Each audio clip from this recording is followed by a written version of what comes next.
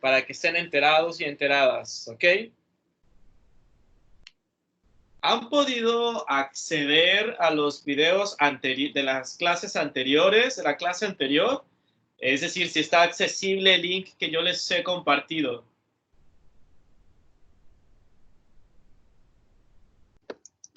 Sí, profe. Ya, buenísimo. Genial. Igual los materiales han estado accesibles, ha funcionado bien la plataforma con respecto a nuestra asignatura. Sí, profe. Buenísimo. Ok, vamos a hacer un cambio de estrategia para transmitir y construir la información. Así que les voy a pedir que tengan a la mano papel y lápiz porque van a hacer muchas anotaciones y yo voy a estar trabajando sobre la pizarra. Así que no tengo como mucho espacio y va a haber un momento en que voy a borrar.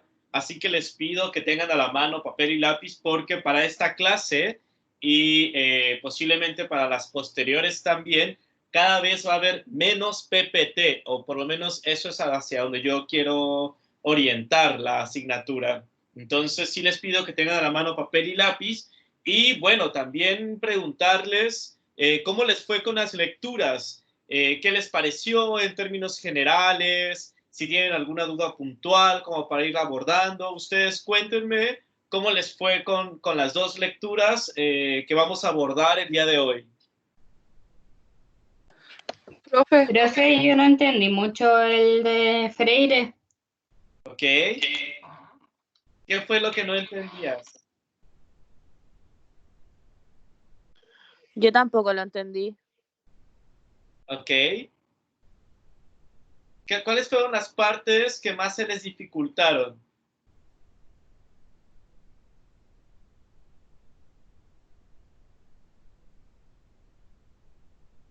profe, yo entendí así como que se trataba un poco como de la libertad, pero más allá como que no tanto. ¿Ok? Bien. Ese es un punto interesante que vamos a estar discutiendo, el tema de la libertad. ¿Algún otro comentario antes de empezar? ¿O duda? Porque esta que me las han planteado las vamos a abordar el día de hoy. Y el primero era como una guía sobre cómo poder educar sobre la salud o algo así. Sí, sí. Ah. Sí, el primer texto lo que refiere son algunas recomendaciones con respecto a los procesos comunitarios de educación para la salud que se hacen a través de promotorías y el papel de la persona que enseña, etcétera, que vamos a hacer un desglose bien interesante con respecto a ese texto, al otro también, pero vamos a ver un poco el trasfondo también de lo que esto es, ¿no? El proceso comunitario. ¿Hay alguna otra? Bien.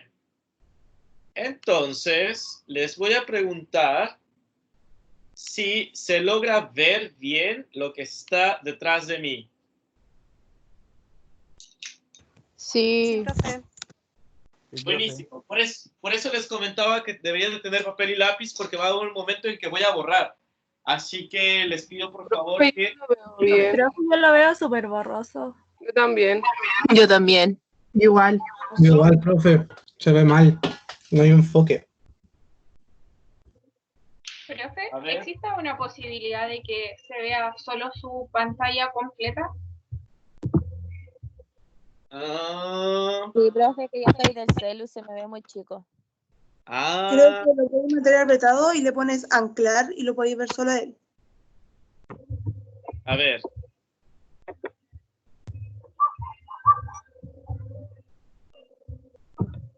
¿Cuál era lo que me decías?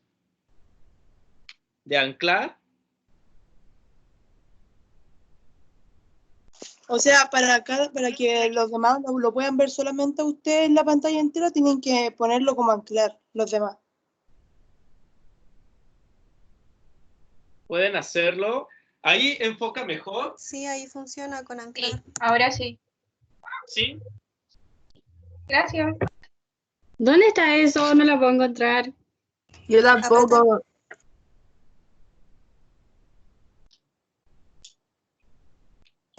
Profe, igual lo sigo Hay viendo unos como 3 un poquito borroso. puntitos. Sí, Apretan los profe, 3 igual lo puntitos. veo borroso todavía. Sí se ve borroso. Aprieten el botón derecho. En los 3 puntitos sale anclar. No, a mí no me da esa opción. A mí tampoco. Ah, es diferenciado entonces por celular y por computador.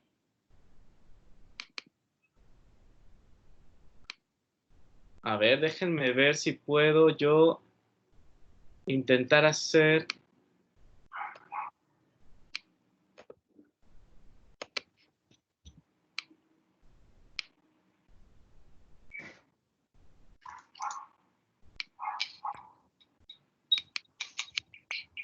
Ahí se logra enfocar un poco más. Sí, profe, ahí sí. Sí, profe. Ya. ¿Lo logramos? Bien. Lo que vamos a ver en la clase de hoy es básicamente el papel educativo de la profesión de enfermería, sobre todo cuando estamos desarrollando programas de educación comunitario, ¿no? Lo que hace estos dos textos es dar unas ideas generales de cuáles son algunas recomendaciones para poder realizar trabajo con la gente, pero trabajo desde la liberación. Y dime. Ah, pensé que alguien había hablado. Bien. Entonces, ¿qué es lo que tenemos aquí? Uno de los textos empieza hablando sobre algo que se llama salud para todos o salud para todas. ¿Se acuerdan de esta primera parte del texto? Y una de las primeras cosas que nos podemos preguntar, que es un tema más bien histórico, es ¿a qué se refiere con salud para todos y para todas? Lo primero que hay que anotar es de que Salud para Todos y para Todas es un programa que se desarrolló a partir de la Organización Mundial de la Salud, que como ustedes saben es este ente internacional que de alguna forma da algunas directrices con respecto a la atención de salud. De hecho, es la Organización Mundial de la Salud la que actualmente genera algunas directrices hacia los países miembros para poder afrontar lo que estamos viendo actualmente, que es el coronavirus. ¿Ok? Entonces, la Organización Mundial de la Salud en 1979, cachen el dato, estamos hablando de 1979, desarrolló la 32ª Conferencia Mundial o Asamblea Mundial de la Salud. En ese momento, tomen en cuenta que estamos en un periodo también de posguerra, ¿no? Porque recuerden que la guerra mundial empieza en el 45, pero termina muchos años después, y estamos en un proceso también está el muro de Berlín, etcétera. Entonces, hay algunas condiciones mundiales que evidencian que los programas de salud no están llegando a todas las comunidades y se están generando grandes cinturones de pobreza en zonas periféricas de las grandes ciudades y generando también nuevas comunidades con nuevas problemáticas en términos de salud.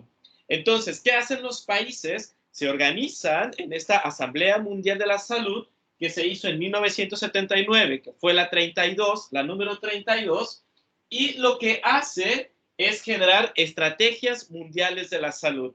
Este marco histórico es bien importante considerarlo, ya que nos da un punto de partida de qué estamos entendiendo o qué vamos a entender en el texto. Entonces tenemos que en 1979 la Organización Mundial de la Salud, voy a ocupar otro, la Organización Mundial de la Salud hace la 32ª Asamblea Mundial de Salud, y a partir de esta Asamblea Mundial de la Salud es que se genera la Estrategia Mundial de la Salud. ¿Pero qué quiere decir esto? ¿A qué se enfoca esto? Bien, a lo que se enfoca es a relevar o a evidenciar la importancia que tienen las atenciones primarias de salud, o las famosas APS, ¿no? Las APS, no solamente en Chile, sino en varias partes de América Latina y del mundo, es la primera puerta de entrada al sistema de salud de cualquier tipo de país.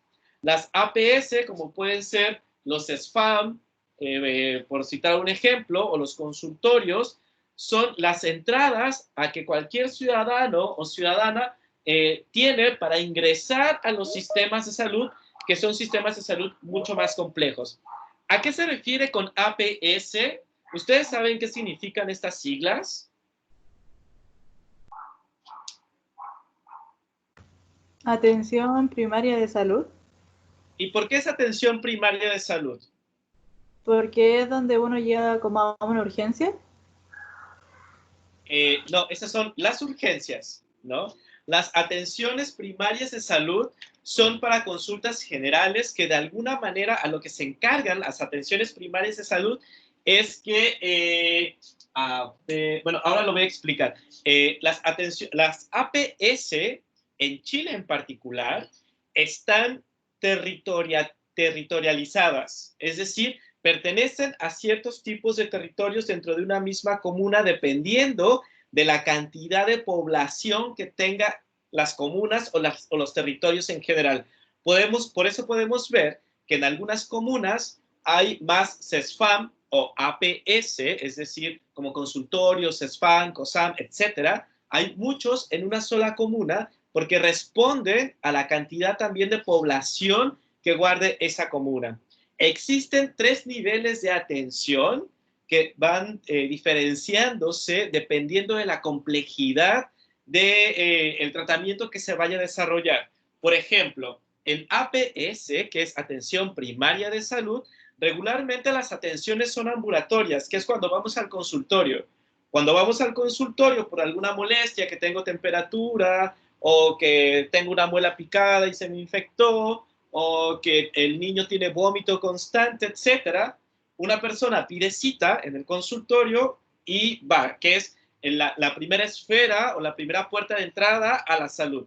Existen otros niveles de complejidad, como segunda y tercera complejidad, que están relacionados también con hospitales, por ejemplo, que no son consultorios, sino que son hospitales, y eso también requiere un nivel mayor de complejidad, ya que eventualmente las personas tendrán que estar internadas en esos centros de salud para poder recuperarse o para poder pasar a algún otro tipo de atención médica que no es ambulatoria, sobre todo, ¿no?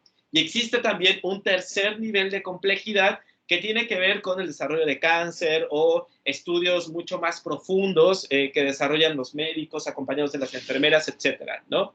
Entonces, APS o atención primaria de salud es la primera puerta de entrada a un sistema mucho más complejo. Pero no solamente eso, la APS o las atenciones primarias de salud, ¿no?, son las principales encargadas de mantener la salud en las comunidades.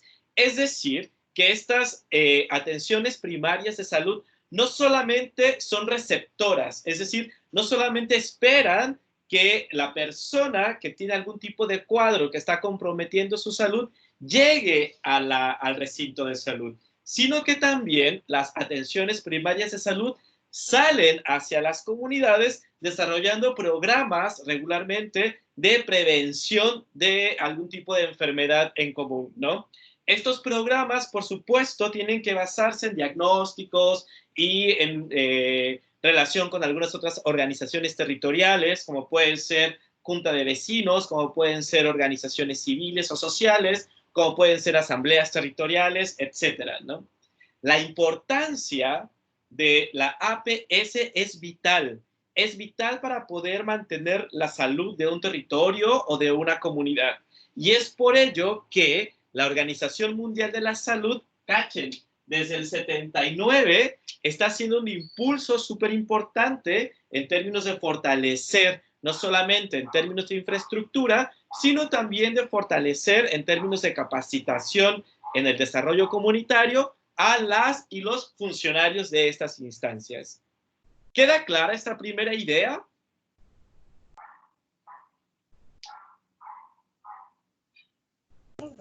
Sí, profe. Bien. Entonces, tenemos que la Organización Mundial de la Salud, en 1979, a través de la Asamblea número 32, ¿no?, convoca a sus países miembros y genera una estrategia mundial de la salud en donde lo que hace es impulsar las APS. Las APS son las atenciones primarias de salud que se vieron fortalecidas un año anterior en una conferencia internacional que vamos a ver en clases subsiguientes, que fue en 1978, que fue en Alma Ata, que es en Europa Oriental. Bien, este programa, cachen desde cuándo estamos intentando darle acceso a las personas respecto a la salud y también en términos de derechos humanos. Desde el 79, los estados nacionales y los países, así como sus respectivos programas y sistemas de salud, están intentando tener o garantizar que el acceso a la salud sea para todas las personas. Esto de salud para todos, que empezó en el 79, tenía como meta para el año 2000, hace 20 años atrás, que todas las personas iban a tener acceso a la salud universal. ¿Qué está sucediendo ahora? ¿Qué me pueden decir ustedes con respecto al acceso de la salud 20 años después? ¿Cuál es su diagnóstico rápido? ¿Cuál es su opinión rápida?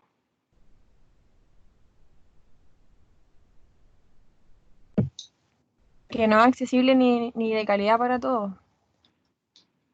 Claro, no es accesible y ni de calidad para todos, y que además, no sé si alguien más quiere decir algo.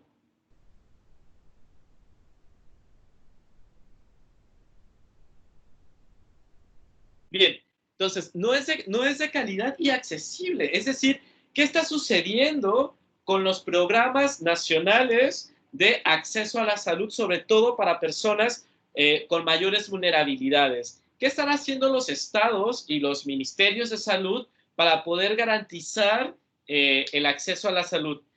Bueno, después de un diagnóstico, ha hecho mucho, pero también hace falta mucho por hacer. Y tiene que ver con el modelo de salud el cual estamos desarrollando. Lo podemos ver ahora que con el escenario pandémico, el sistema de salud en Chile empezó a colapsar, pero casi desde el principio. Es decir, cuando había personas que queríamos hacernos el examen para identificar si teníamos coronavirus o no, te dabas cuenta que las instituciones privadas te la estaban cobrando a 60, 70 lucas, ¿no? O había algunas complicaciones en el sistema público para poder acceder a ese tipo de diagnósticos. Y ahí te das cuenta que cuando existe un escenario pandémico, ¿no? Las instituciones no siempre pueden garantizar el acceso a la salud, pero incluso sin en el escenario pandémico, como mencionó la compañera, no existen condiciones de acceso y calidad en los servicios públicos de salud. ¿Y esto por qué ha sucedido? Bien, es lo que vamos a abordar justamente el día de hoy, ¿no? Que tiene que ver con salud para todos y cómo de alguna manera desarrollar de manera participativa y colectiva esta salud para todos y para todas, ¿no? Bien, ¿qué es lo que tenemos? Lo que aborda el documento es una crítica estructural al desarrollo de proyectos comunitarios que se desarrollan, ¿no? Quiero hacer un paréntesis aquí. ¿La clase a qué hora termina?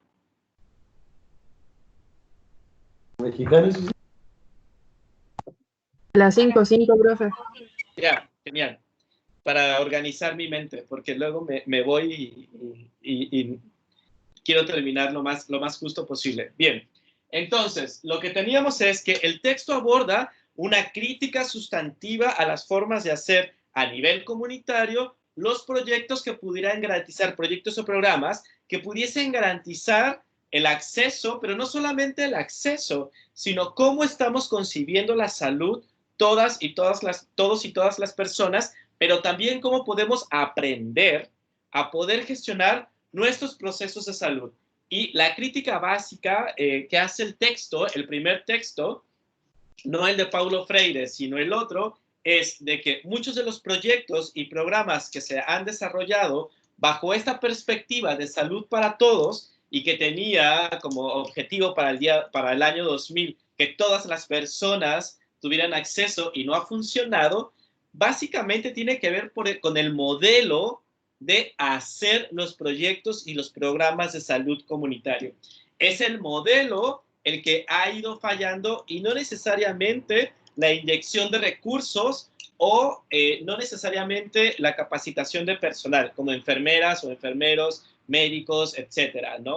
O mujeres que desarrollan la medicina, sino que el modelo de transmisión de la información y el modelo de hacer a las y los ciudadanos partícipes de su propio desarrollo es el que ha fallado. ¿Por qué? Porque el modelo que se ha desarrollado habitualmente es jerárquico, es decir, yo, funcionaria o funcionario de la salud, detento un conocimiento que me hace superior a ti, ¿no? Y a ti, persona de la comunidad que tiene muchas vulnerabilidades, no solamente económicas, te disminuyo de tal manera que considero que tú tienes que hacer lo que yo diga porque yo soy la que o el que estudió. Y esto ha provocado que muchos programas y proyectos comunitarios que quieren atender la salud, no prosperen en el tiempo, duran 1 mes, 2 meses, 6 meses, máximo 6 años, y la comunidad no lo toma para sí. De hecho, se termina el proyecto y se terminó todo, y no hay más, ¿no? Y lo otro es que este modelo lo que hace es generar una serie de clientelismos o también una serie de apatías en las personas que realmente quieren, de alguna manera, ser promotores de salud dentro de sus comunidades porque les preocupa el tema de del trabajo comunitario en términos de salud, ¿no? Básicamente, ese es el fondo del primer texto, es decir, ¿cómo podemos garantizar de alguna manera que los proyectos y los programas comunitarios de salud, sobre todo los referidos a APS, puedan tener un impacto positivo en la comunidad? ¿Cómo le podemos hacer? Y entonces el texto nos da una serie de claves, ¿no?, que nos pueden ir permitiendo generar más adelante programas y proyectos mucho más participativos que puedan durar en el tiempo y que además esta duración del tiempo responda a que las comunidades hacen suyo el programa y no tiene que ver con una administración. En muchas ocasiones, los proyectos y programas se cortan cuando termina una administración. Pensemos en la administración presidencial, pensemos en la administración municipal, pensemos en la administración del responsable del centro de salud, o si una persona que lleva el proyecto se va de ese programa y la trasladan a otro, el proyecto se cae. Entonces, ¿qué es lo que sucede? ¿Por qué se cae? Porque la estrategia comunitaria que se está utilizando no es la adecuada en términos de que no se generan estrategias para que las comunidades hagan de sí los proyectos y sean más autónomas y autogestivas. Entonces, lo que hace el texto es que nos da algunas claves. Y estas claves es muy importante ponerlas en contexto, porque son claves que desde 1979, ¿no?, la Organización Mundial de la Salud nos está diciendo de, hey, gente, utilicen estas claves para poder garantizar el acceso a la salud de todas las personas. ¿Y cuáles son estas claves que aborda el texto? Bien, la primera de ellas es, el texto hace una recopilación de casos exitosos de proyectos comunitarios, ¿no?, que tienen esta mirada de la Organización Mundial de la Salud y que han perdurado en el tiempo. Y estos abstracts que hace el texto se pueden resumir en 5 primeros puntos, son varios, pero en 5 primeros puntos que vamos a nombrar ahora.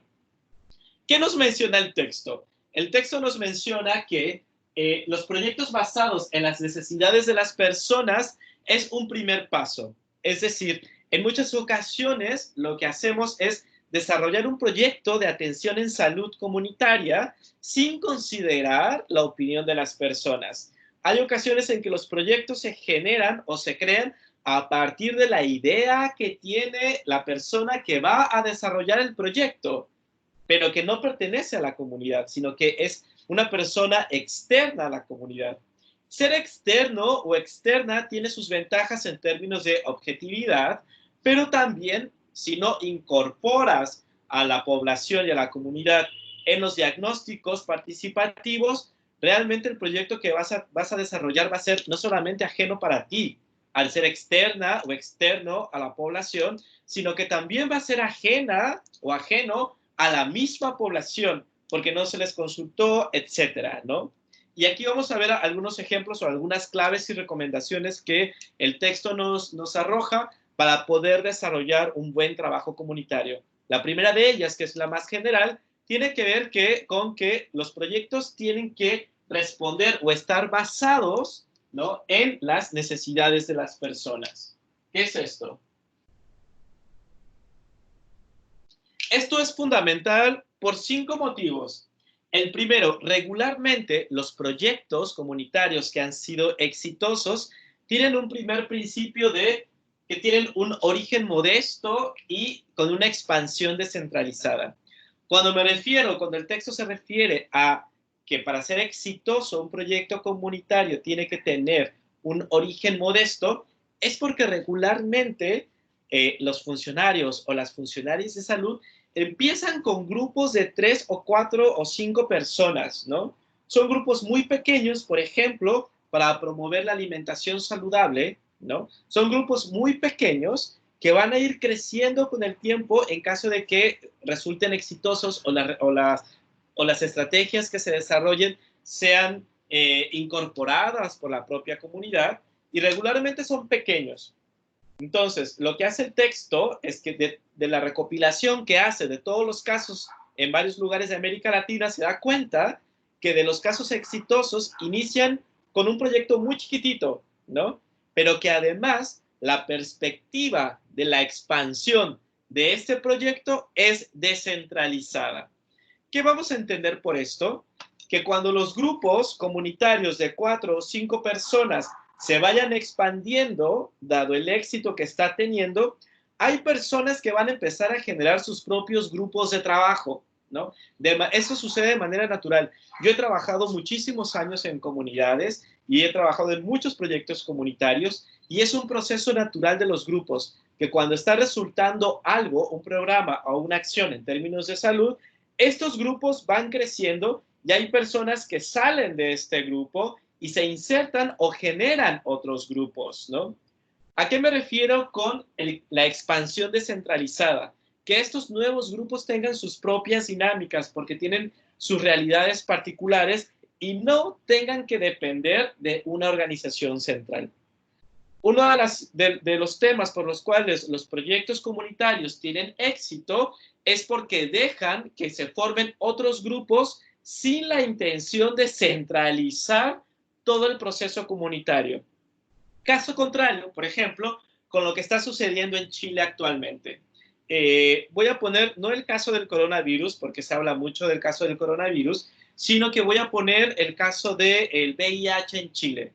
Ustedes saben que el VIH en Chile, a partir del 2015-2016, se empezaron a presentar las cifras más altas que el país ha vivido con respecto a la epidemia, que es otro tipo de epidemia, a la epidemia del VIH, ¿no? Y cuando nosotros entrábamos al análisis, una de las cosas que nosotros observábamos es de que todos los tests de VIH e incluso las pruebas de sangre para poder confirmar si una persona vive o no vive con VIH, se tomaban en las regiones, en el caso de las regiones, se tomaban en las regiones y todas las muestras, de hecho eso pasa en la actualidad, todas las muestras son procesadas en Santiago, todas y sin ninguna excepción. Es decir, ninguna persona puede ser confirmada o no con VIH si desde Punta Arenas o hasta Calama, ¿no? No toman las muestras y las traen a Santiago. ¿Cuál es la dificultad que representa? Que para las personas que viven en Santiago, el diagnóstico puede ser muy rápido, pero para las personas que viven en regiones, tienen que esperar más tiempo de lo habitual para que les den un diagnóstico. ¿Esto qué genera? Un problema de centralidad, ¿no? Y les hablo del VIH para que vean cuáles son las consecuencias que tiene la expansión centralizada. Es decir, cuando un programa funciona y se extiende a lo largo del país, pero solamente una región concentra el control y el poder organizativo del proyecto o del programa, va a ser normal que genere problemas. Lo ideal es de que cada región del país tenga sus propios laboratorios para poder procesar sus propias muestras. Por eso, una de las recomendaciones que hace el texto en términos de casos de trabajo comunitario exitosos es que empezar por grupos pequeños, y si este grupo empieza a crecer, dejar sus propios procesos a esos grupos, monitorearlos eventualmente, pero descentralizar, quitar el centro y que cada zona o que cada grupo o que cada territorio pueda tener su propia dinámica en términos comunitarios en la gestión de su propia salud, porque son territorios distintos y son realidades distintas. Y esa es una de las primeras recomendaciones que nos ofrece el texto en términos de casos exitosos de trabajo comunitario con temas de salud, ¿no? Es decir, origen modesto y expansión descentralizada, ¿ok? Tenemos un segundo punto que tiene que ver con la participación comunitaria. En muchas ocasiones, lo que sucede en los proyectos comunitarios es que vamos a la comunidad a hacer el diagnóstico, ¿no? Nos regresamos a la oficina o al lugar donde estemos trabajando, hacemos una carta Gantt, es decir, un calendario de actividades con los recursos que necesitamos, con cuánto tiempo va a durar cada actividad, con quién nos vamos a relacionar o hacer alianzas, cuál es el objetivo final, etcétera.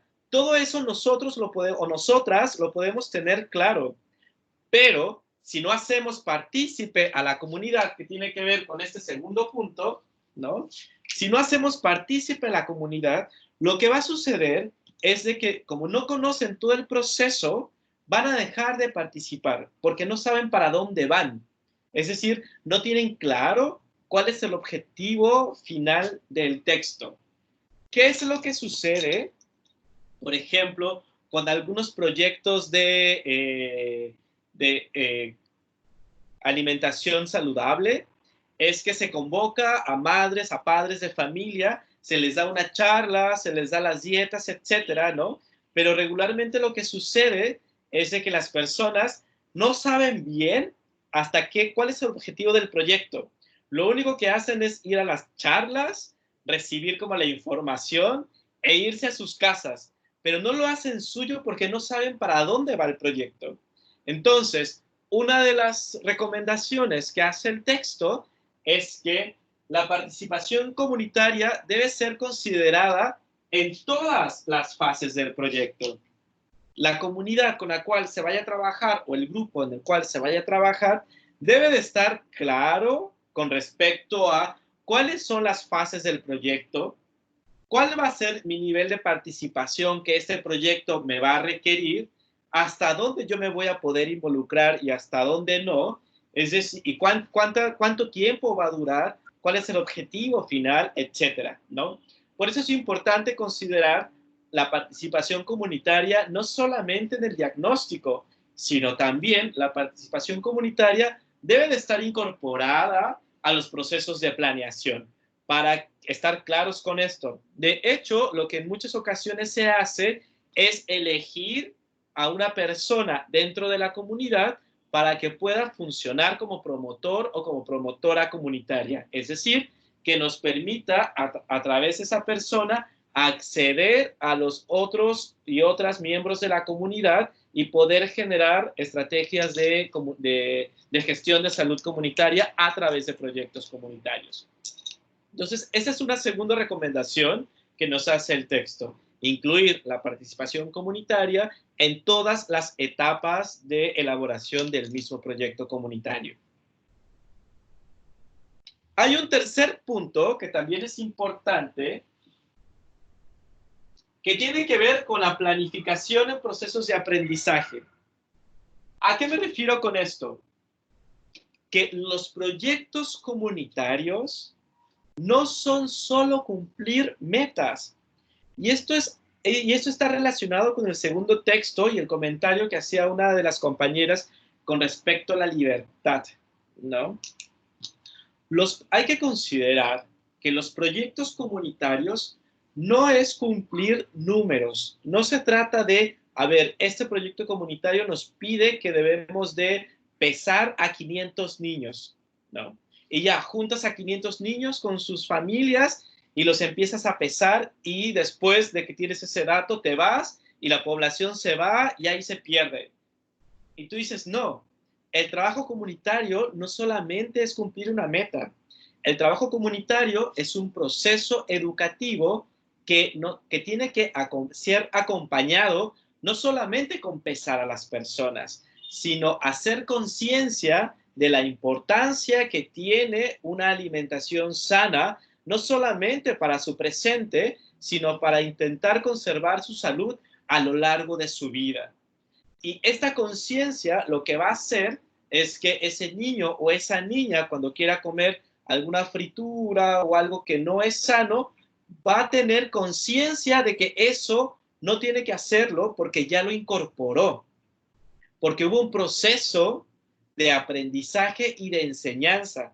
Y ese proceso de aprendizaje y de la enseñanza le va a permitir la libertad, ojo, le va a permitir la libertad de elegir o no elegir este producto o este alimento que no me está nutriendo, sino todo lo contrario.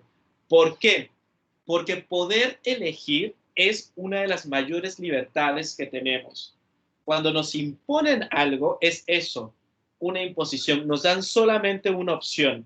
Y lo que hace el trabajo comunitario no solamente es cumplir una meta, sino que es un proceso educativo constante para que las personas tengan herramientas suficientes para elegir y educarse y educar al de al lado o a la de al lado en términos de la salud comunitaria saludable o las dietas saludables. ¿Me explico con esto?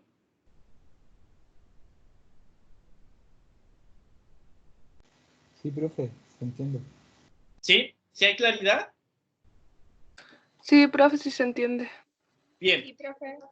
Esto es muy importante porque en muchas ocasiones cuando hay programas de salud, de sensibilización, ¿no?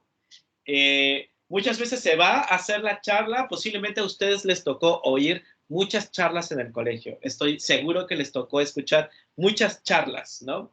Y en la charla y ya las o los enfermeros salen del colegio y les preguntan, oh, ¿ya hicieron el programa de sensibilización? Sí, dimos 7 charlas y en cada charla había 50 estudiantes, cumplimos la meta, tuvimos una buena difusión, entregamos los materiales, les entregamos los lápices y la libreta con el eslogan del programa, hicimos un montón de cosas.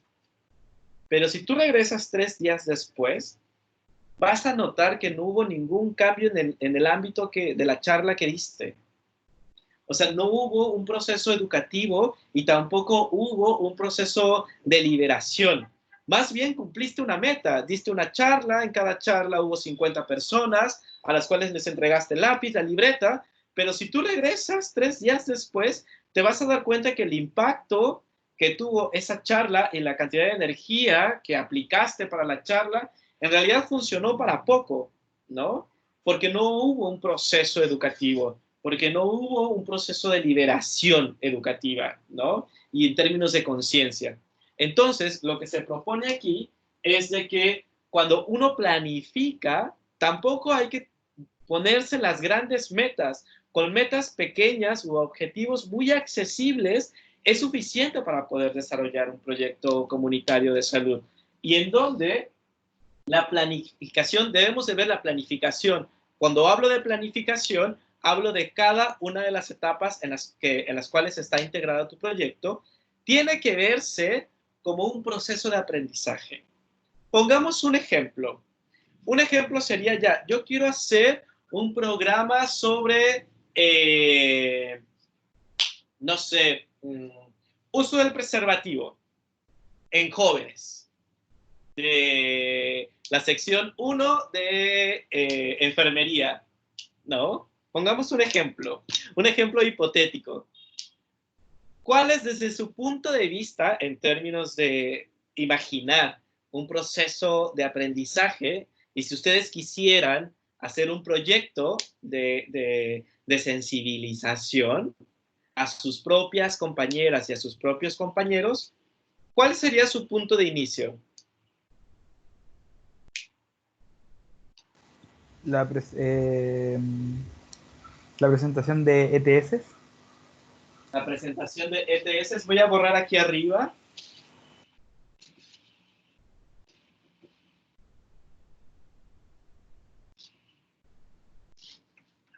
Ya, tenemos un proyecto, queremos hacer un proyecto comunitario de sensibilización y concientización del uso del preservativo, masculino o femenino, da lo mismo, o ambos, si pueden ambos, mejor, ¿no? Pero entonces, hay un primer punto en el proceso de aprendizaje que dice el compañero, presentar las ETS.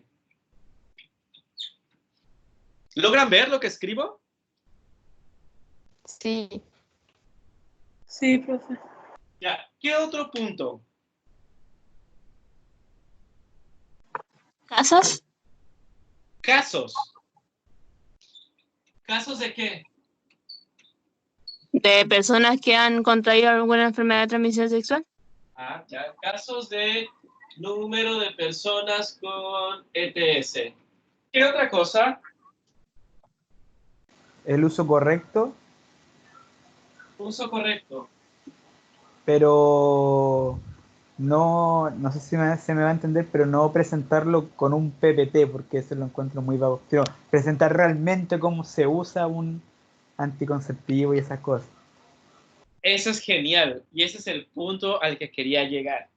En muchas ocasiones, cuando se dan charlas de, ya sea de ETS o de prevención del embarazo, te intentan sensibilizar y educar a través de PPTs.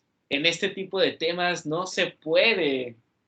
No se puede. No puede ser ya esta recomendación de la que hacen, de pensar la planificación, esta serie de temas que ustedes proponen, pero como un proceso de aprendizaje, no como una verborrea que alguien experto o experta te da.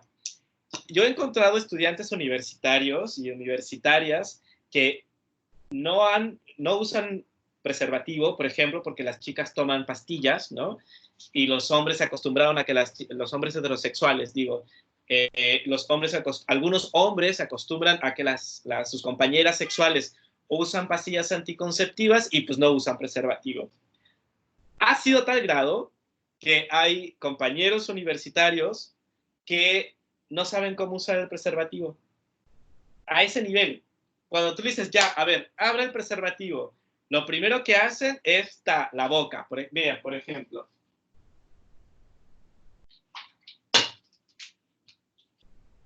Regularmente lo que hacen es como, ya, a ver, ten el preservativo, ¿no? No se los puedo pasar, pero bueno, preservativo.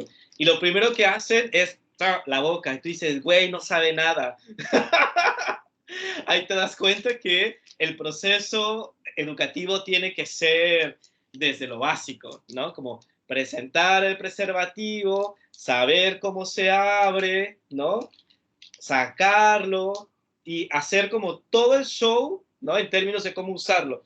Pero hay personas que nunca han tocado un preservativo, ¿no? Entonces, ¿cómo puedes tener un proceso un proceso de sensibilización o de concientización si no les das un preservativo? Si dices, mira, este es un preservativo, se siente así, tiene esta textura, te deja los dedos un poco así, ¿no? Y se usa de la siguiente manera, etcétera.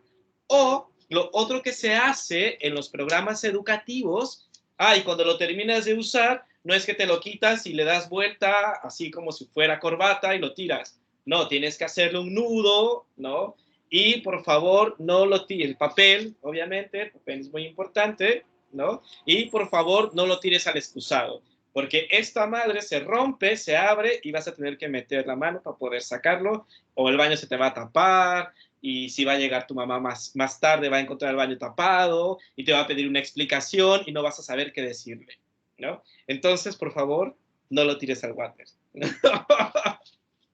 Pero, ¿qué sucede? En muchas ocasiones se habla de esto, pero no se les da. O sucede algo peor. Algo peor. Les entregan un preservativo a las personas que asisten al taller. Y tú dices, güey, un preservativo a mí no me sale, no me sirve. Porque con un preservativo lo que va a pasar es que yo lo voy a explorar. voy a explorar ese un preservativo que me diste y después no voy a tener más preservativos cuando vaya a tener relaciones sexuales, ¿no? Entonces tiene que ser pensado desde un proceso de aprendizaje, no solamente para cumplir metas de dimos charlas a 50 personas. A mí no me sirve eso en términos comunitarios. Lo que funciona es darle el acceso y explicarles lo mismo que el preservativo femenino. Hay muchas mujeres que no tienen acceso o que no conocen el preservativo femenino. Y de hecho es a veces mucho más seguro que el preservativo masculino, dependiendo del uso en realidad, ¿no? Pero no se conoce. O cuando se dan las charlas del preservativo femenino, a las chicas se les da un preservativo. Y tú te quedas así de, güey, ¿y a mí para qué me sirve un preservativo? Para saber cómo es. Pero ¿y después? ¿Qué hago? Entonces, claro, no es un proceso educativo. Lo que tú estás haciendo es cumplir con la meta de entregar cosas. Pero si regresas después y le preguntas a las chicas o a los chicos, oye, ¿cuáles son las partes del anticonceptivo femenino? ¿Cómo se coloca? ¿No? ¿Cómo tienes que hacer el 8 para doblar el anillo y meterlo a la vulva y que se puede expandir, etcétera? No tienen idea. ¿Por qué?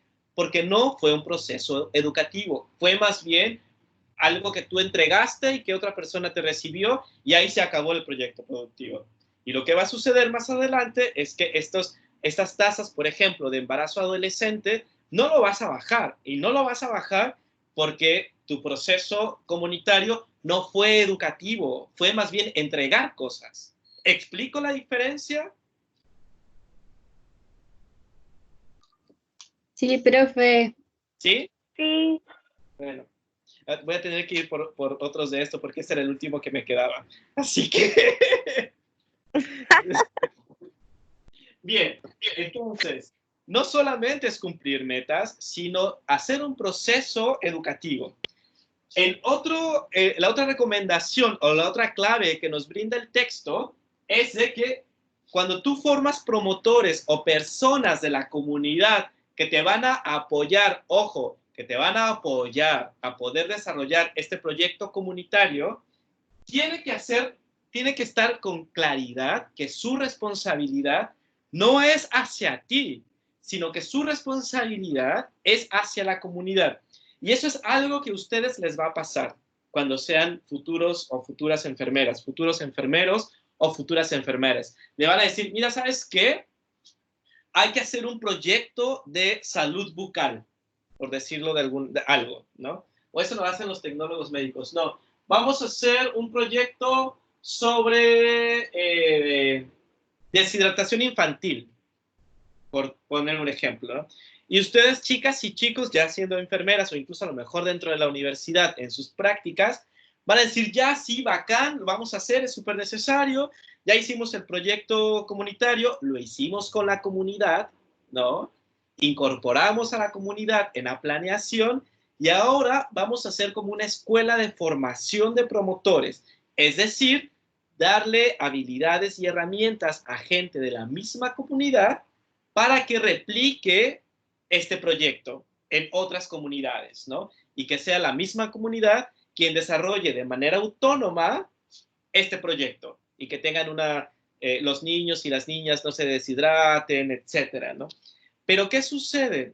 En muchas ocasiones nos confundimos y pensamos que ese promotor o esa promotora comunitaria que nosotras o nosotros formamos tiene una relación de dependencia hacia nosotros o nosotras. Es decir, pensamos que nosotras o nosotros somos sus jefes.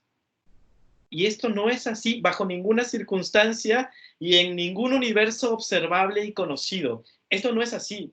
Esta persona no trabaja para ti. Esta persona quiere ser promotor o promotora comunitaria porque responde a la comunidad, no a ti, ¿no? Tú fuiste una persona que tuviste el privilegio, porque estudiar en Chile en la universidad es casi un privilegio, ¿no? Porque es muy caro, pero tú tuviste la oportunidad y el privilegio de estudiar y transferiste una parte de tus conocimientos y habilidades hacia esa otra persona, pero con la idea de que sea autónoma. no con la idea de que dependa de ti. Y eso es uno de los errores que habitualmente se cometen en los proyectos comunitarios. ¿Por qué? Porque en los proyectos comunitarios hay que llenar un montón de formatos, ¿no? Y en muchas ocasiones, quien dirige el proyecto, que es una enfermera o un enfermero, piensa que la comunidad o el promotor comunitario te tiene que llenar todos los formatos a ti, que es una especie de empleado. Aún cuando exista algún tipo de remuneración a ese promotor o promotora comunitaria, no es tu empleado, es una persona que pertenece a la comunidad y que su trabajo tiene que estar dirigido a la comunidad, no hacia ti. Tú más bien eres el apoyo en esto. ¿Por qué? Porque se supone que la comunidad entera debe de gozar buena salud, ¿no? Ese es el objetivo del proyecto, no tener a un subalterno. No se trata de tener a alguien al cual tú le puedas dar órdenes, sino más bien se trata que esa persona se mantenga en la comunidad para que siga promoviendo este proyecto que podría garantizar la salud de las niñas y los niños o la prevención de la deshidratación infantil, por decir algo, ¿no? ¿Explico esta diferencia? ¿Queda clara esta postura? Sí, profe. ¿Han encontrado casos parecidos que yo les estoy comentando? ¿Que hayan escuchado o lo que sea? ¿O que les haya tocado vivir?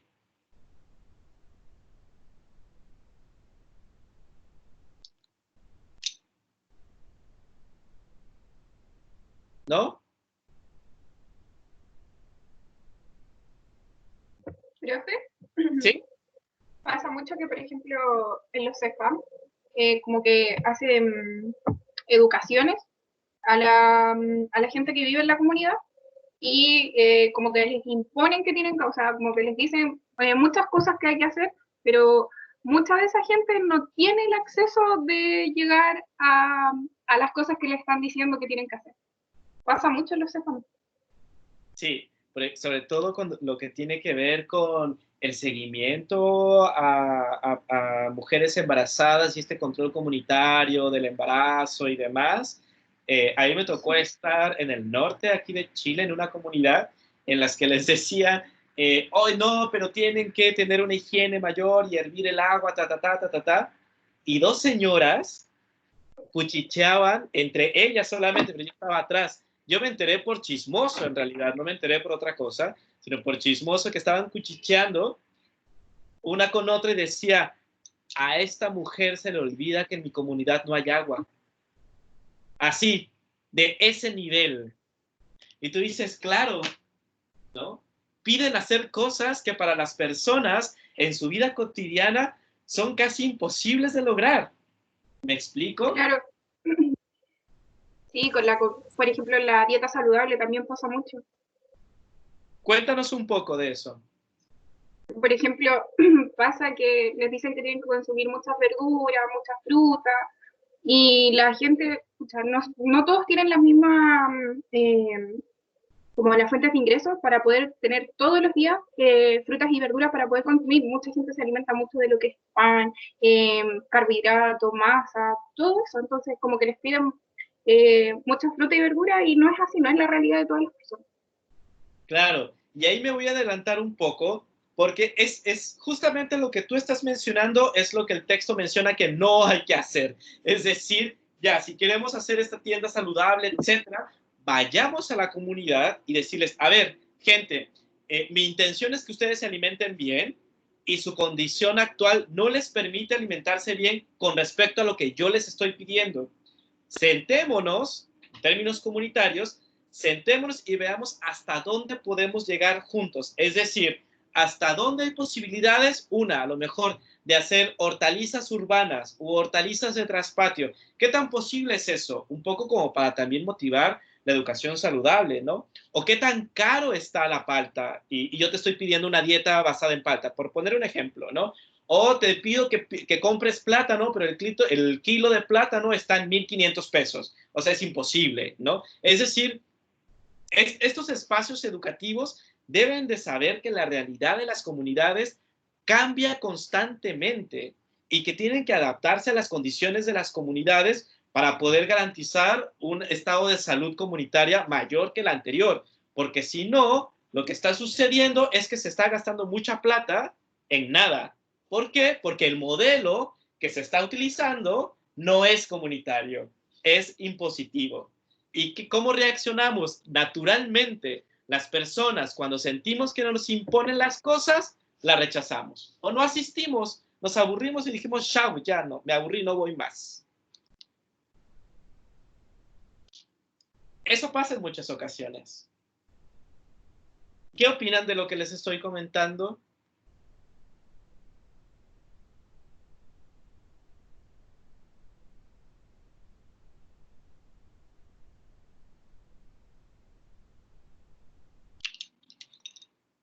Igual pueden opinar nada.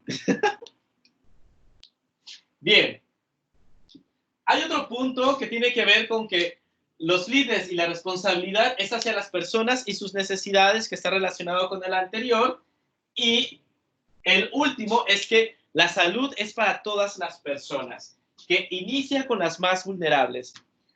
Aquí hay un tema epistemológico, aquí hay un tema de cómo nosotros y nosotras estamos viendo la gestión de la salud.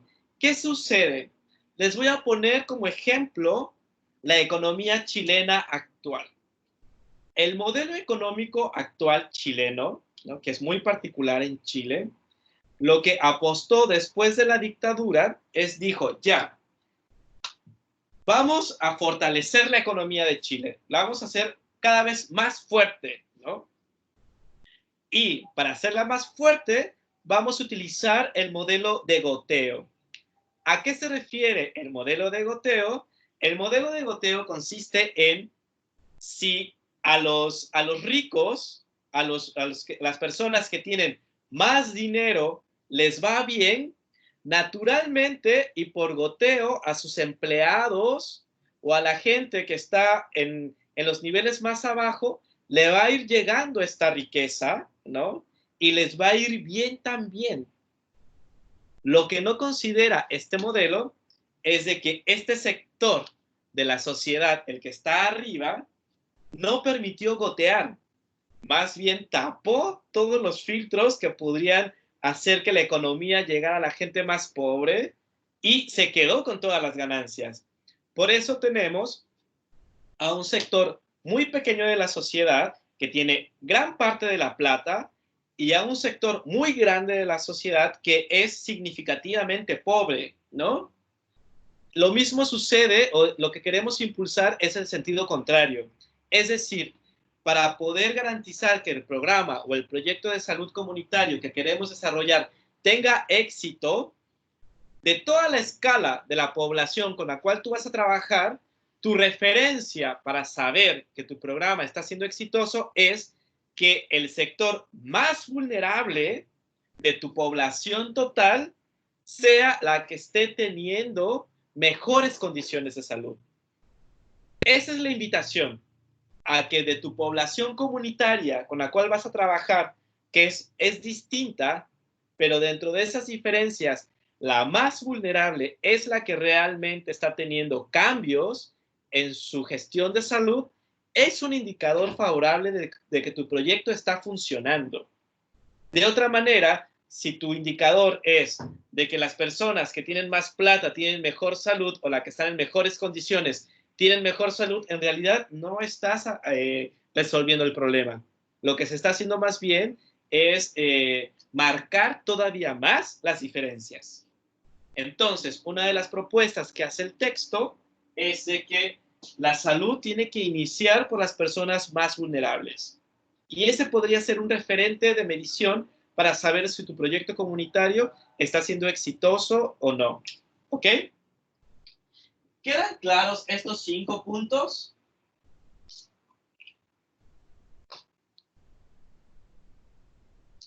Sí, profe. ¿Sí? Disculpe, profe. Con el Dígame. punto D tengo la duda. No la Sí. entendí muy bien. Sí, el de las fases, dices tú. No, el D. Líderes y responsables de las personas líderes. y sus necesidades. era lo que yo les comentaba, que en muchas ocasiones elegimos líderes o lideresas comunitarias, ¿no? Para que nos permitan participar en la comunidad, para que nos ayuden a formar grupos de trabajo, para que hagan la convocatoria, a lo mejor para que nos presten su casa para hacer unas primeras reuniones, etcétera, ¿no? Regularmente pedimos ayuda de la comunidad para poder desarrollar el proyecto. Lo que no puede suceder es de que estos líderes, ¿no?, estén trabajando única y exclusivamente para ti, que eres el especialista en salud, en este caso el enfermero, ¿no? No puede trabajar para ti. La intención es de que los líderes tienen que responder hacia las personas y sus necesidades en términos del proyecto, no a tus necesidades en muchas ocasiones administrativas. ¿Qué es lo que ha sucedido en muchos proyectos? Que el líder o lideresa comunitaria en muchas ocasiones se vuelve como el secretario o secretaria de la enfermera o el enfermero. Y no, esto no es así. El líder o lideresa comunitaria tiene que responder a su propia comunidad. Obviamente trabaja de manera vinculada contigo, pero no responde a tus necesidades. Responde a las necesidades de la comunidad. ¿Queda claro? Sí, profe, ahora sí quedó muy claro. Gracias. Ya, muy bien. Ahora, ¿cómo hacer? Y aquí viene la parte interesante. ¿Cómo hacer para que las personas más vulnerables participen y sean una referencia en términos del éxito o no de tu proyecto? Tiene que ver con esto.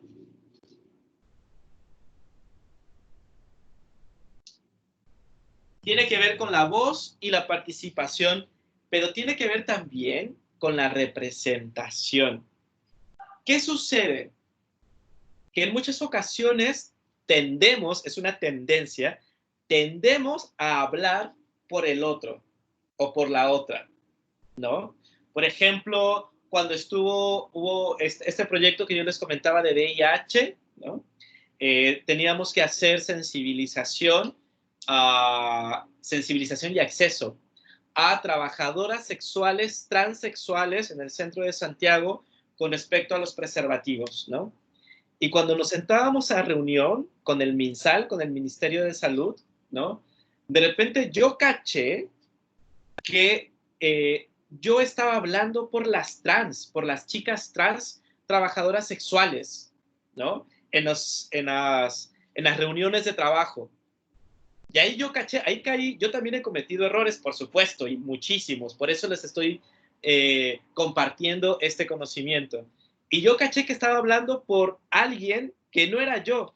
Yo ni soy mujer, ni soy trans, ni soy trabajadora sexual, y yo estaba hablando en el grupo de trabajo por ellas. Entonces lo que hicimos, como me di cuenta, es de que la misma líder de esta comunidad trans la invitamos a las reuniones de trabajo. ¿Por qué? Porque las comunidades tienen que hablar por ellas mismas. Las mujeres tienen que hablar por las mujeres. Los hombres también tenemos que hablar por los hombres. Las minorías también deben de tener este nivel de representación. Ya no más el de yo voy a hablar por, ¿no? Yo voy a hablar por los mapuches o por las mapuches. Y tú dices, a ver, espérame, ¿no? Tú ni, en mi caso, ¿no? Tú ni eres chileno, ¿no? No eres mapuche y además vives en Santiago, ¿no? ¿Qué vas a hablar, no? Por ellos. La idea de los proyectos comunitarios es que las mismas personas pueden tener un representante, pero un representante que pertenezca a la propia comunidad, ¿no? Y esa es la idea de la participación, es decir, cómo hacer que las personas se involucren cada vez más dándoles voz. Ya no más hablar por la otra persona. Si esa otra persona tiene un verdadero proceso educativo, como lo que mencionábamos minutos atrás, entonces va a tener herramientas suficientes como para plantarse en una reunión y decir, a ver, yo pertenezco al quintil más pobre de la sociedad y se está haciendo un proyecto comunitario de salud con respecto a este tema y opino lo siguiente, y empieza a opinar, ¿no? Y en muchas ocasiones lo que hacemos en los proyectos comunitarios es que hablamos en lugar de la otra persona. No, en vez de hablar en lugar de la otra persona, fomentemos en esa otra persona conocimientos y habilidades a través de un proceso educativo para que esa persona o esa comunidad hable por ella misma y no necesite un interlocutor externo. ¿Por qué? Porque en el momento en que lo haga, se va a empoderar y va a poder continuar de manera autogestiva el proyecto que tú desarrollaste en un principio. ¿Queda clara esta idea de la voz y la participación? Sí, profe. Sí, profe. Eso es algo que no se les debe de olvidar. Es decir, si ustedes trabajan en una comunidad, y es muy probable que en las primeras reuniones sí les pidan hablar en nombre de la comunidad, pero más adelante ustedes deben de pararse y decir, ¿sabes qué? Yo más bien prefiero que darle herramientas a la gente de la comunidad para que ella misma hable de sus problemas y no utilicen a un interlocutor o interlocutora que soy yo, porque en el momento en que las comunidades hablen de sus propios problemas con sus propias formas y sus propias palabras, entonces van a ser comunidades mucho más fortalecidas. Y de alguna manera habremos cumplido una parte del proyecto, que es la autogestión. ¿Ok? Bien. Entonces, esto de la voz y la participación es supremamente importante para poder también desarrollar estos puntos anteriores. Otro de los elementos que nos brinda el texto es esta diferencia que yo les hacía, que en los programas de salud, ser promotor o promotora es diferente a ser el enfermero o la enfermera, ¿no? Cumplen roles distintos. Y eso hay que tenerlo claro. Son los roles que ya hablamos hace un momento. Porque parte de la función de las promotoras o de los promotores es enseñar a través de otro tipo de lenguaje. Y es muy interesante el tema. Yo estoy jugando con el preservativo acá. Es muy interesante esto del lenguaje, porque nosotras o nosotros podemos hablar del proyecto con ciertas palabras específicas, pero las comunidades van a hablar del mismo proyecto, pero con su propio lenguaje, y esto lo va a hacer mucho más cercano al resto de la comunidad. Y esa es una gran ventaja que debemos de considerar. Entonces, es enseñar, compartir conocimientos y educar, así como desarrollar habilidades y analizar los determinantes sociales de la salud. Ojo, cuando hablamos de salud, voy a borrar esta parte. ¿Queda clara esta parte? Porque la voy a borrar. Usted dele nomás, profe. Sí, Ya. profe. Le doy entonces. Bien. Ya vamos a acabar, ya vamos a acabar.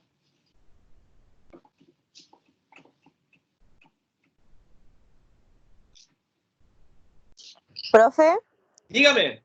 ¿qué dice abajo de desarrollar habilidades? Eso que está en rojo. Ahí abajito. Sí, ahí. Analizar DSS. No, profe, lo que está en rojo. Era un comentario que yo les iba a hacer, pero ya no me da tiempo. Iba a decir que es interesante ver cómo, o más bien no ver, que los comerciales con respecto al COVID-19 lo están haciendo personajes adultos. Y yo les iba a proponer, así de que estaría súper chido que ustedes como jóvenes, utilizando las redes sociales, compartieran también cómo poder enfrentar esta crisis, porque ustedes están en la edad del carrete también, y estar tanto tiempo encerrados, yo si tuviera su edad, yo estaría enloquecido, de verdad.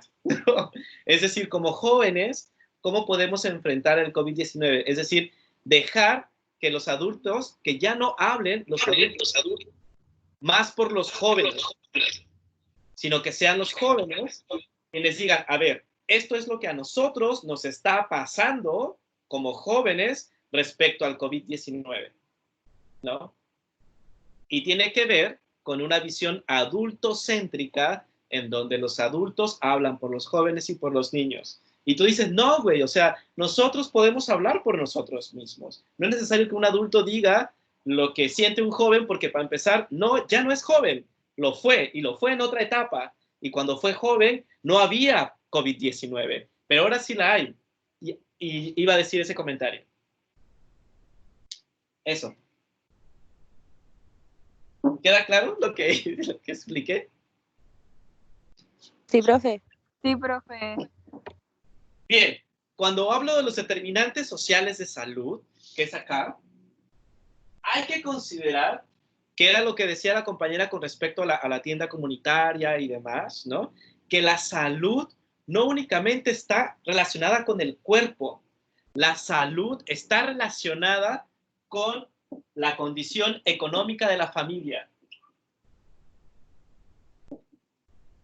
Está relacionada con la estructura familiar. Es decir, si está padre y madre juntos, si es madre soltera, si es padre soltero, si no hay padre y madre en educación, si es la abuela o el abuelo, ¿no? También tiene que ver con el nivel de ingreso. También tiene que ver con el nivel educativo.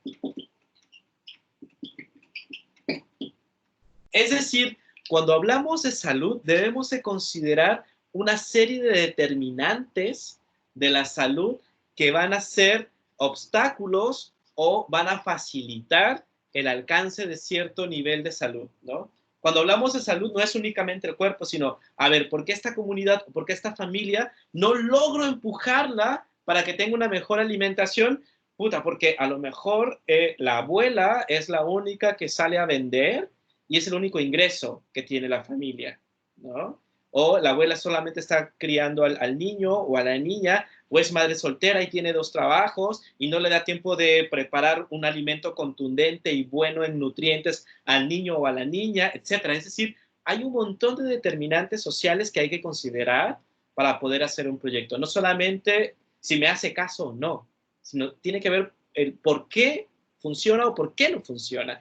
Y hay que tener esa curiosidad para hacerlo. Y el diagnóstico. Dígame. Disculpe, ¿qué significa DSS? Determinantes sociales de la salud. Ya, gracias. Este es el de los determinantes sociales, es algo que vamos a ver constantemente.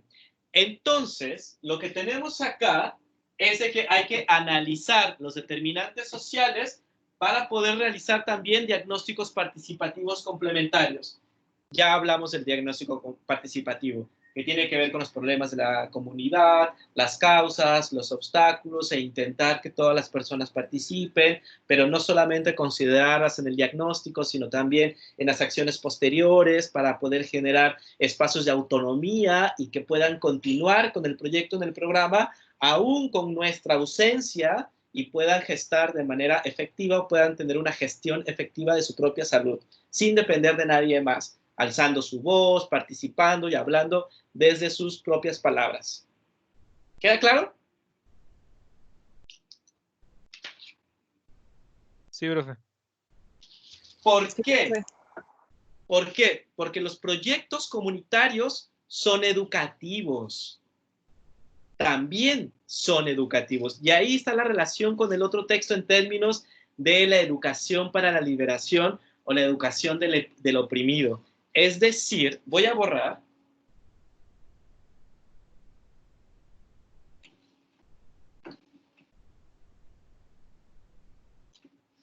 Es decir, los proyectos comunitarios o los proyectos territoriales son procesos educativos. PE es proceso educativo. Voy a ponerlo en azul, creo que se ve mejor.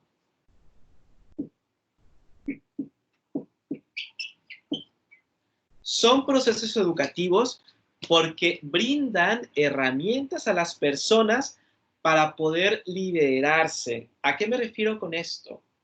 En muchas ocasiones los proyectos lo que generan son procesos de clientelismo. Es decir, Las personas en las comunidades están cruzadas de brazos esperando a que llegue el Estado o el CESFAM o quien sea para estirar la mano y decir, ya, yo soy pobre, soy vulnerable y necesito tu ayuda. Tú dices, no.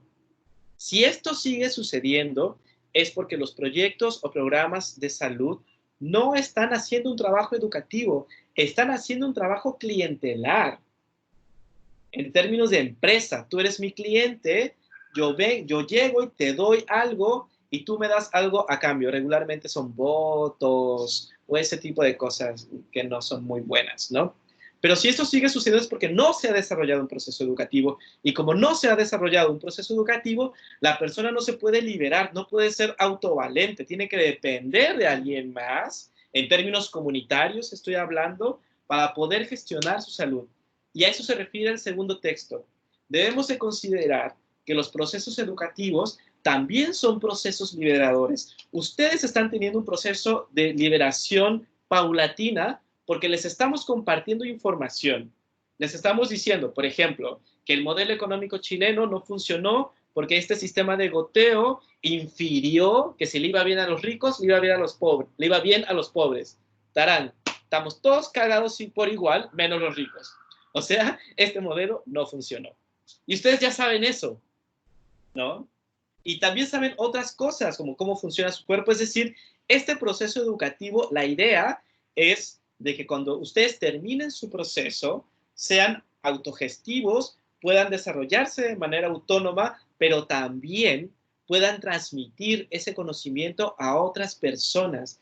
¿Por qué? Porque la información y la educación tiene que ser universal, tiene que alcanzar a todas las personas, ¿no? Y eso es supremamente importante. De verdad, chicos, que la función educativa tiene que ser con una mirada liberadora. Si nosotras o nosotros queremos enseñarle a otra persona para que siga dependiendo de nosotros o de nosotras, no estamos haciendo un proceso educativo liberador. Lo que estamos haciendo es generar redes de dependencia. Y esa no es la idea. Y esa es la parte del segundo texto, que son las reflexiones para la acción. La educación tiene que ser acción también. Y eso es lo que proponemos dentro de los proyectos comunitarios, en donde las personas forman conocimiento a través de la acción y son no solamente recibiendo una charla, por ejemplo. ¿Hay algún comentario con respecto a esto?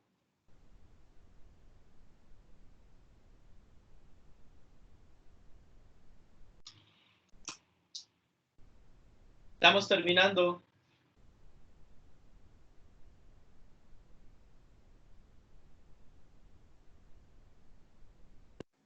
No, profe. ¿No?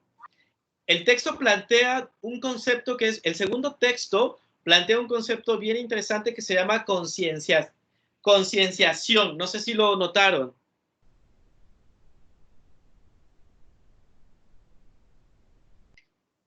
Sí, profe.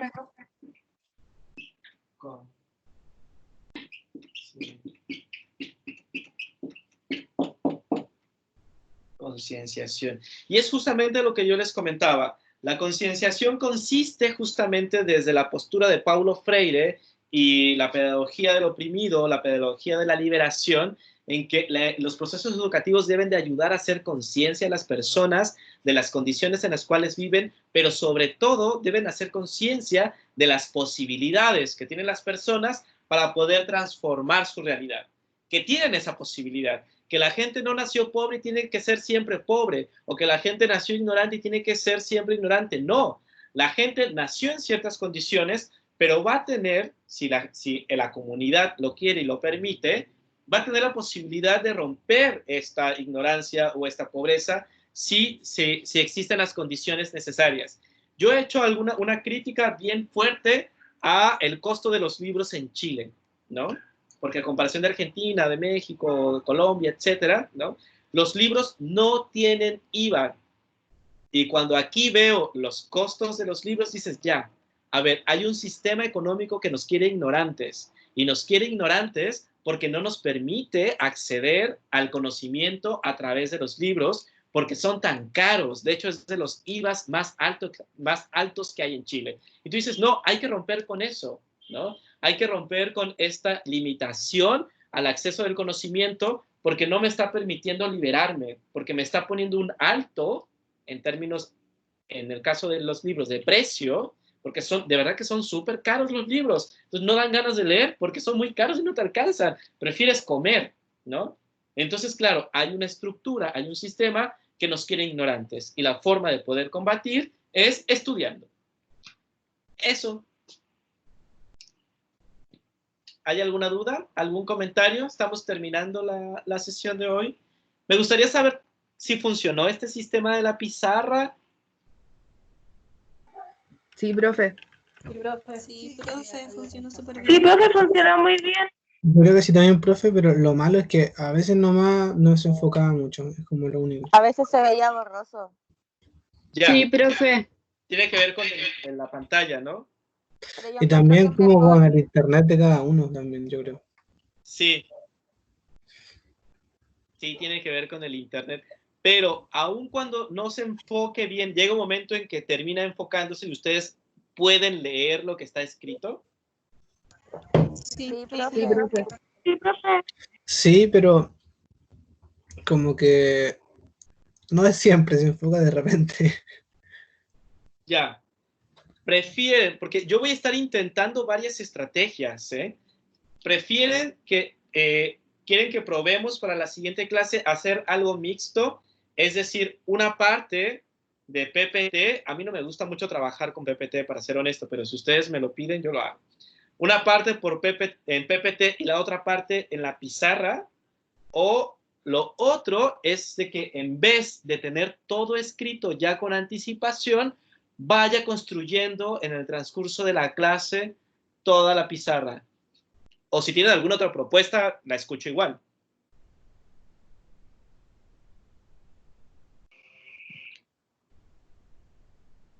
Profe, ¿podría ir subiendo las fotos de la pizarra al aula? Ya, buena. Eso sería mejor, profe, porque igual Sí, profe. sale más cómodo escribir de la pizarra que del PPT, ya que está más resumido.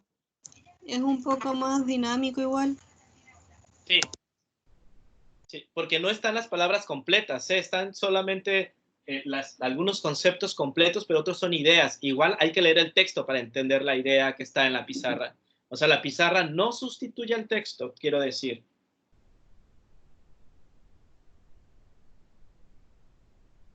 Sí, profe, pero las fotos ayudarían harto a la gente. Por ejemplo, a mí la mitad de la clase se me vio todo borroso. Entonces tampoco pude entender mucho y yo creo que voy a tener que ver la clase de nuevo. Pero si pudiera sacarle foto a la pizarra y subirle al aula, sería ideal. Ya, por Sí, fortuna, dime. Yo igual encuentro que es buena idea el tema de la pizarra, me gustó, pero lo único que nos juega en contra es el tema del internet, porque no se puede enfocar y eso. Sí, Ya. se veía borroso algunas veces. Genial. Entonces, yo tomé la precaución de tomarle una foto a la primera visual de la pizarra completa, ¿no?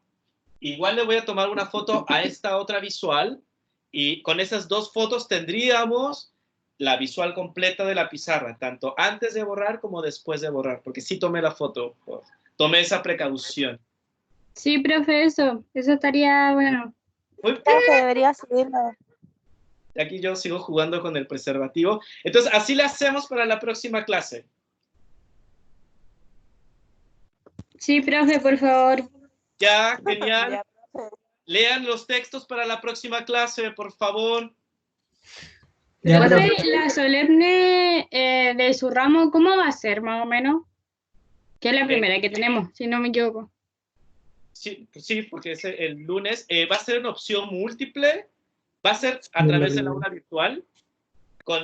El aula virtual te permite hacer una especie de solemne y es por tiempo. Y Sí. lo que estamos pensando construir es que puedan tener más de una oportunidad de responder una misma pregunta, porque en muchas ocasiones contestas una pregunta y dices, oh, me equivoqué, pero ya no la puedes volver a contestar. Entonces lo que vamos a hacer es abrir esa posibilidad, pero sí va a ser por tiempo. Y va a tener dos momentos, una de opción múltiple y la otra van a tener que redactar algo pequeño, porque no da para mucho tampoco. Ah, ya, profe. ¿Los contenidos ¿Sería serían...? durante su clase? ¿Eh? ¿Sería durante su clase? Sí. Ya. Gracias. Profe, entonces, Dime. ¿para la próxima clase se leen los mismos textos o qué? No, lo que te aparece en el aula virtual.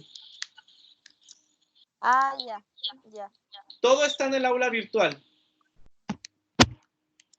A ver, chequemos de una vez para... Profe, disculpe. ¿Sí?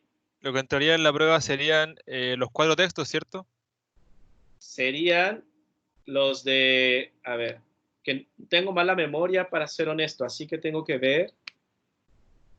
Pero, profe, ¿serían todos los textos Todos antes los de la textos que solemne? hemos visto. Todo Sería antes de la solemne. el de topografía, elementos para una topografía, de la página 1 a la página 16, aprendiendo a promover la salud, que es de la 1 a la 3 y de la 3 a la 32, y también la educación como práctica de libertad, y también va a incorporar la solemne, la de introducción, equidad y determinantes sociales de la salud, que es el de la próxima semana. Ok, o sea, Ya. solo hasta lo de la próxima semana. Solo hasta los de la próxima semana, sí. Ok. Y sería pregunta así como del texto, así como explícitamente o en base a cómo pensamos nosotros sobre el texto. Cuando es opción múltiple, tiene que ser con lo que dice casi textualmente el texto. Esa es la limitante de la opción múltiple.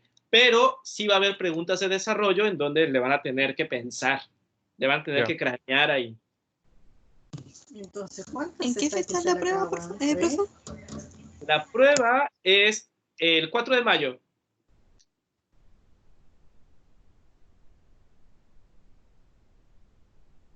Gracias. Sí. ¿Alguna otra duda? ¿No? ¿No? Muy bien. Terminamos. Chao, profe. Chao, profe. Chao, profe. Gracias. Chao, profe. Chao, profe. Chao. Voy a regresar a mi pantalla. Chao, profe, gracias. Chao, cuídense. Ujú.